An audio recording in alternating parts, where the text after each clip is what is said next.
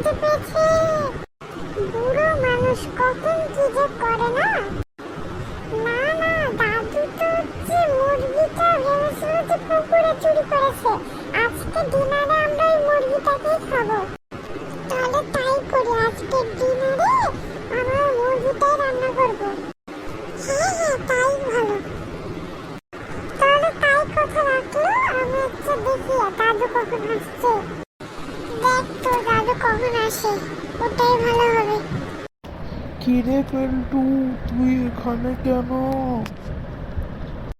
দাদু, আমি তো তোমারই অপেক্ষা করছিলাম, তুমি কখন পুলিশ স্টেশন থেকে আসবে। ও আচ্ছা, তুই আরো বড় হোস। তোমার কথা যেন সত্যি হয়। আর বন্ধুরা, যারা তোমরা এখন টাইরনে সাবস্ক্রাইব করোনি, তারা কি করছো? তাড়াতাড়ি যে টাইরন গেমিং এ সাবস্ক্রাইব করো।